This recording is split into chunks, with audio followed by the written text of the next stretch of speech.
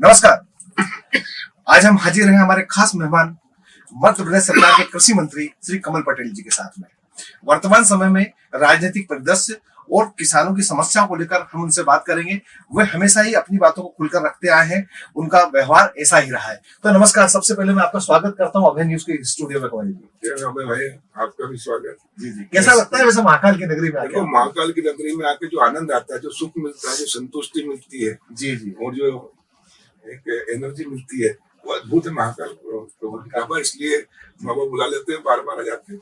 अच्छा मंत्री जी, ये बताएं, इस समय चूंकि ओलावृष्टि हो चुकी है, किसानों को काफी समस्याओं का सामना करना पड़ रहा है, नमी को लेकर सामना करना पड़ रहा है, समर्थन मूल्य को लेकर भी कई तरह की किसानों की समस्या है, बीमा को लेकर भी समस्या है। तो कैसे निपट रहे हैं आप इससे? अचानक देखिए, मैं पहले तो बताऊं आपको कि भारतीय जनता पार्टी की सरकार गाँव गरीब और किसानों की सरकार।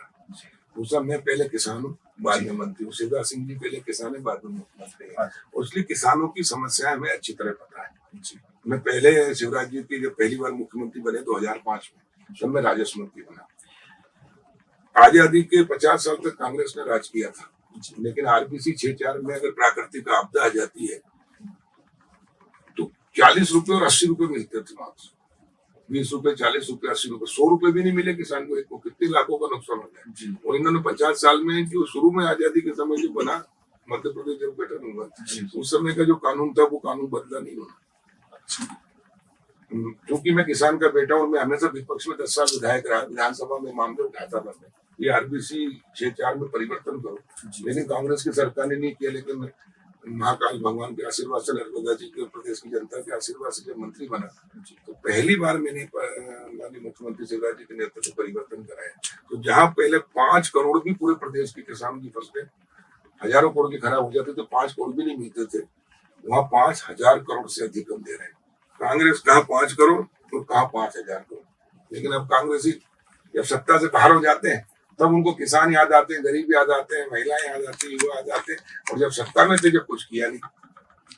लेकिन हम जो कहते हैं वो करते। जब विपक्ष में थे तो जिन चीजों के लिए हम लड़ाई लड़ते थे, जब सत्ता में आए तो वो सारी समस्याओं का हमने निराकरण किया। गांव, गरीब, किसान, महिला, युवा, हर वर्ग के लिए। और इसलिए हमने सत्ता प्राप्त करके व्यवस्था परिवर्तन किया। सत्ता परिवर्तन से हमारे, जब मैंने आरबीसी 6-4 में परिवर्तन किया तो चीफ सेक्रेटरी ने विरोध किया, वित्त सचिव ने विरोध किया, लेकिन मैंने तर्क के साथ बात रखी तो मुख्यमंत्री जी ने मेरा साथ दिया और पूरा परिवर्तन किया। उसके कारण आज 5000 करोड़ से अधिक हम किसानों को राहत देते हैं। जब अटल जी प्रधानमंत्री बने तो उन्होंने किसान क्रेडिट कार्ड लेके आए और फसल बीमा योजना लेके आए। और जब प्रधानमंत्री नरेंद्र मोदी जी बने तो 2016 में फिर उन्होंने फसल बीमा में सुधार करके और किया। और मुझे बताते हुए आज खुशी है कि कांग्रेस ने 50-60 साल राज किया, 1 रुपया बीमा नहीं दिया किसानों को, और हमने हजारों करोड़ रुपए बीमा दिया है। लेकिन जब से प्रधानमंत्री नरेंद्र मोदी जी ने किसान सम्मान निधि लेकर आए और मुख्यमंत्री शिवराज जी के नेतृत्व में हम लोगों ने, भारतीय जनता पार्टी की सरकार, दोनों जगह डबल इंजन की सरकार है, तो 2-2 हजार करके 4000 और 6000, 10,000 मिलता है। अब एक छोटा किसान, आदिवासी है या छोटा कोई भी किसान है, उसके 3-4 बेटे हैं, 5 एकड़ जमीन है, उसके 1-1 एकड़ हिस्से में आई 4 बेटे, तो 10-10 हजार करके चारों को बेटों को, 10,000 पिता को पाकर खाते अलग उनके हैं, समग्र आईडी अलग है, आधार कार्ड, तो 50,000 मिलते हैं। तो इस 50,000 रुपए से या 10,000 रुपए एक परिवार को मिलता है, तो आपका छोटा किसान है तो खाद, बीज, दवाई वो हिस्सा लाता है, तो उसको बैंक से कर्ज लेने की जरूरत न, किसी साहूकार के चंगुल 10 रुपए 15 रुपए जो कांग्रेस के शासन में फंसता था, उससे मुक्ति मिली। और उसकी लागत 0, क्योंकि जेब से पैसा नहीं खर्च किया, खाद, बीज, दवाई पूरी हो गई। जो फसल बचती है वो एमएसपी पे बेच रहा है। मोदी जी के इस किसान सम्मान निधि, किसान क्रेडिट कार्ड और फसल बीमा और आरबीसी 6-4 की सुरक्षा कवच दिया। जब से किसान, जो 86% किसान है मध्य प्रदेश में, लगभग 80 लाख किसानों को हम सम्मान निधि देते हैं, उनके लिए वरदान है। ये 2-2 हजार करके 10,000, 10 लाख के बराबर है। और मैं दावे के साथ कहता हूँ, इसलिए प्रधानमंत्री नरेंद्र मोदी जी ने जो कहा किसान की आय हमको 2022 तक 2 गुना करना है, हम सफल हुए करने में, क्योंकि उसकी लागत नहीं लगी, फसल जितनी हुई बची, और एमएसपी पे या उससे ऊपर रेट में बेच रहे हैं। और उसके कारण किसान मध्य प्रदेश में खुशहाल हुआ है।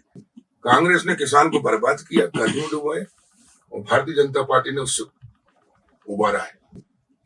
मंत्री जी, ये बताइए कि समर्थन मूल्य को लेकर बात होती है, बीच में भी ये मुद्दा उठा था, किसानों ने कहा था कि आप हम पर ही अंकुश क्यों लगाते हो, ये आप क्यों तय करते हो, हमारे उपज का मूल्य आप तय करते हो, बाकी जो दूसरे जो उद्योग धंधे या उद्योग धंधों को लेकर, तो ये ऐसा क्यों? बिल्कुल आपका बहुत बढ़िया प्रश्न है। और जब किसान आंदोलन चले, जब भी हमने कहा जी कि जब पानी की बोतल की एमआरपी है, जी ये पेन की एमआरपी है, हर चीज की, कागज की एमआरपी है, सुई की एमआरपी है, तो किसान की फसल की एमआरपी क्यों नहीं? इसलिए नहीं है क्योंकि किसान कच्चा माल बेचता है। प्रधानमंत्री नरेंद्र मोदी जी, भारतीय जनता पार्टी अब किसान को एमएसपी वाला नहीं, एमआरपी वाला बनाना चाहते हैं। एमएसपी का मतलब होता है न्यूनतम समर्थन मूल्य, और एमआरपी का मतलब होता है उच्चतम खुदरा मूल्य। तो उच्चतम खुदरा मूल्य वाला वो कब बनेगा? जब किसान खेती करेगा और सीधा गेहूं नहीं बेचेगा, टमाटर चने नहीं बेचेगा, वो फैक्ट्री लगाएगा, प्रोसेसिंग करेगा, पैकेजिंग करेगा और अपना माल अपने रेट पे बेचेगा। उसके लिए 1,00,000 करोड़ रुपए प्रधानमंत्री नरेंद्र मोदी जी ने आजाद भारत में पहली बार दिया है, जिसमें 2% ब्याज की छूट रहेगी। उसके अलावा उसको सब्सिडी भी मिलेगी, और सब्सिडी मिलकर किसान समूह बनाएंगे। आपको क्या होगा, किसान अकेला कैसे फैक्ट्री लगा सकता है? तो किसान के बेटे भी पढ़े लिखे योग्य बन गए, अब वो नौकरी ढूंढते, सबको नौकरी मिल नहीं सकती, इसलिए उनको हम उद्योगपति बनाएंगे। तो समूह 300 किसानों का एक समूह बन रहा है, हर ब्लॉक में 2 समूह बन रहे हैं, कृषक उत्पादक समूह एफसीओ, और वो 300 से लेकर 3,000 तक किसान हो सकते हैं, कितने भी हो सकते हैं। और वो तय करेंगे कि हमको कितने हेक्टेयर में गेहूं बोना है, कितने में चने बोना है, कितने में मसूर बोना है, सरसों बोना है, जो भी लगाना है फसल, और उसकी फिर वो ग्रेडिंग करेंगे। ग्रेडिंग करके एक ग्रेड का माल एक्सपोर्ट करेंगे, तो बिचौलिए खत्म हो जाएंगे, सीधा कमाएंगे। गांव के अंदर फैक्ट्रियां लगाएंगे, वो खुद प्रोसेसिंग करके जब भेजेंगे तो वो एमआरपी वाला बनेगा। बिचौलियों की बजाय पैसा सबके पास आएगा, तो ये देश सोने की चिड़िया बनेगा, बेरोजगारी दूर होगी, गांव आत्मनिर्भर होगा, देश आत्मनिर्भर होगा। ये प्रधानमंत्री नरेंद्र मोदी जी फसल बीमा के बारे में की योजना। फसल बीमा के बारे में बताएं, इन दिनों जो ओलावृष्टि हुई या जो बरसात हमने इसका सर्वे पहले, देखिए बता रहा हूँ आपको, पहले जब मैं राजस्व मंत्री था तब हमने आरबीसी में परिवर्तन किया, जिससे मैंने बताया जहाँ 5 करोड़ मिलते थे 5,000 मिलने लगे, उससे भी ज्यादा मिलने लगे। दूसरा, हमने सिर्फ पटवारी के भरोसे नहीं रहे, हमने कहा गांव के सरपंच पंच को पंचनामा बनाएंगे। जिस किसान का, आप किसान है, आपकी फसल खराब हुई, कह रहा कि मेरे इतना ओले गिरे या मेरे बाढ़ आ गई, फसल खराब हो गई, तो आप खुद दस्तखत करेंगे, संतुष्ट होंगे। पंचनामा के इतना नजरिया आकलन किया, पंच परमेश्वर अपने आप का कहावत है, तो 5 लोगों को दस्तखत होंगे, उसमें पटवारी और कृषि विभाग के दस्तखत होंगे। एक कापी उस किसान को देंगे और एक कापी, ताकि गड़बड़ किसान को पता हो। इसीलिए ये 5-5 हजार करोड़ किसानों को मिला। तो हमारी नीयत है देने की, और मुख्यमंत्री जी हमेशा कहते हैं कि अगर किसान को कम दिया तो नौकरी लायक नहीं रहोगे। वो कांग्रेस के समय कहते देना नहीं है, पैसे ही नहीं है। तो इनकी कथनी करनी में अंतर, हम जो कहते हैं वो करते हैं, और इसलिए परिवर्तन हुआ है। दूसरा, फसल बीमा का लाभ इंडिविजुअल भी हम दे रहे हैं। मान लो ओले गिरते तो पूरे, पहले तहसील इकाई थी, मैं राजस्व मंत्री था तो देश में सबसे पहले मध्य प्रदेश को हमने पटवारी हल्का इकाई कराई। तो पटवारी हल्के भी उस समय 11,622 थे, और ग्राम पंचायत 23,000 है, तो हमने 23,000 पटवारी हल्के कर दिए 11,622 से। तो उससे छोटा एरिया हुआ, और एक पटवारी हल्के की इकाई मानकर हमने बीमा दिलाया। तो जहाँ बीमा पहले 100 पर 200, 150 करोड़, 250 करोड़ मिलते थे, अब 8-8 हजार करोड़ मिल रहे हैं। नहीं, किसानों के लिए तो बेशक आपकी गवर्नमेंट ने बहुत अच्छा काम किया है, इसमें कोई दो राय नहीं कि किसान इस समय काफी अपने आप को महफूज समझ रहा है। एक सवाल और मैं आपसे करना चाहूंगा, लाडली बहना योजना इन दिनों काफी चर्चाओं में है, मध्य प्रदेश सरकार की ये नई योजना है, काफी इन दिनों काफी काम चल रहा है। तो ऐसा माना जा रहा है जैसे जो चलता है कि चुनाव के पहले कई तरह की योजनाएं आती है, इसको भी उसी उसमें देखना चाहिए क्या, कि चुनाव के पहले जो है वोट? नहीं, देखिए हमने जितनी भी योजना लाए जी, ये समाज परिवर्तन की एक नई क्रांति आई। अच्छा बताइए, लाडली बेटी योजना कांग्रेस ने कभी लाई? लाडली लक्ष्मी योजना, मध्य प्रदेश में 1,000 बच्चे पे 922 बच्चे पैदा होते। जब से लाडली बेटी लग गई, पहले लड़की होती थी तो अभिशाप थी, अब वरदान बनाएंगे। तो इस योजना ने अब तक 44,39,000 बेटियों को लाडली लक्ष्मी बनाई, लखपति। उनके खाते में हम 30,000 का बॉन्ड रखते हैं, तो 18 साल की हो जाती है, 21 साल की, रेशो में तब उसको 1,18,000 मिलते हैं। उसको 5वीं पास हो गए, वो 6वीं में जाती तो 2,000, 8वीं से 4,000, ताकि उस बहाने उस गरीब बच्ची, माता पिता बच्ची को पढ़ा लिखा के योग्य बना रहे। मुख्यमंत्री कन्या विवाह भी हम करा रहे, लाखों कन्याओं का विवाह कराया, और उसके बाद में उसके खातों में 1,18,000 दिए। तो ये 44,39,000 बेटियां लखपति हुई, बेटियां होने पर खुशियां मनाती हैं, और ये एक नई सामाजिक क्रांति आई है। और इससे जो भेद होता था, भ्रूण हत्या होती थी, वो रुकी है। तो ये इतना बड़ा परिवर्तन के चुनाव के लिए किया, पहले से किया ना, सरकार में आए नहीं, कांग्रेस ही बोलते, कांग्रेस तो देखो सटिया थे, कांग्रेस को जैसे सत्ता से बाहर आने के बाद में जैसे मछली को पानी से निकाल तो रेत में तड़पती है ना, ऐसे तड़प रहे कांग्रेसी, हाय सत्ता, क्योंकि इनको सत्ता चाहिए खुद के लिए, परिवार के लिए। इन्होंने पूरे देश को लूटा और मुट्ठी भर लोगों को अरबपति खरबपति बनाया, पूरे देश गरीब हो गए, जबकि देश के अंदर प्रकृति ने सब कुछ दिया है। और भारतीय जनता पार्टी की जब से सरकार आई है तब से इस देश के अंदर सत्ता परिवर्तन से व्यवस्था परिवर्तन हुआ और खुशहाली आई, क्योंकि कमल का फूल खुशहाली, समृद्धि, विकास का प्रतीक है। और जब से देश में प्रधानमंत्री नरेंद्र मोदी जी के रूप में कमल का फूल खिला, मुख्यमंत्री शिवराज जी के रूप में प्रदेश में, तब से डबल इंजन की सरकार ने इतने काम किए हैं कि मैं अगर तुलना करूं तो कांग्रेस तुलना लायक भी नहीं है। अभी हम नए युवाओं के लिए ला रहे हैं, उद्योग कहाँ है, उद्योग कहाँ है, रोजगार कहाँ, रोजगार दे रहे हैं। देखो कांग्रेस ने बेरोजगारी भत्ता देने का कहा था, 1 रुपये, और हम रोजगार के अवसर दे रहे हैं। देखिए अभी 1 लाख से अधिक नौकरी हम दे रहे हैं, अभी चल रही है। मेरे विभाग में भी 1500 हमने ग्रामीण कृषि विस्तार अधिकारी के बहुत कम है, तो उनके मुंह में जीरे 1500 अधिकारी है, नहीं 1 लाख से ऊपर है। दूसरा, सरकारी नौकरियां जितनी होगी उतनी दे सकते हैं।